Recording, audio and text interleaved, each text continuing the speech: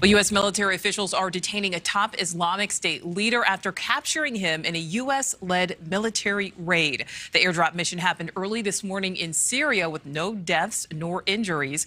Now, despite U.S.-backed forces declaring the victory over the Islamic State back in 2019, the group is still carrying out deadly attacks in both Iraq and Syria. NewsNation's Evan Lambert joining us live in D.C. So, Evan, what do we know about this ISIS leader?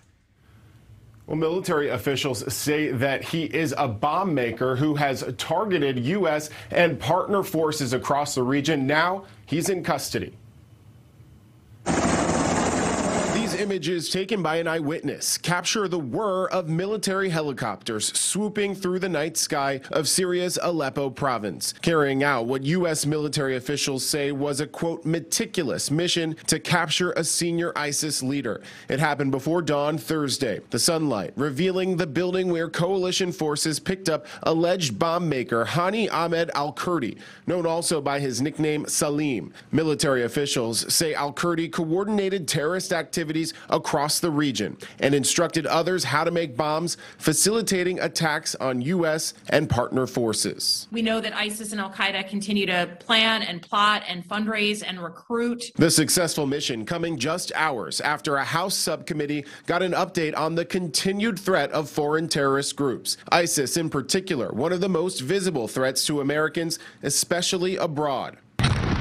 ISIS-K was responsible for the horrific explosion outside the Abbey Gate of Kabul International Airport, which killed 13 service members and dozens of civilians trying to reach freedom as Afghanistan fell to the Taliban. And in May, the FBI foiled a plot by a suspected ISIS operative to smuggle in help to kill former President George W. Bush. The Office of the DNI describes ISIS, al-Qaeda, and other foreign terrorist groups as likely posing the greatest threat to Americans while they are outside of our borders. Further describes these groups as having been degraded over time, but still able to carry out, having a vision of carrying out a strike on the U.S. homeland.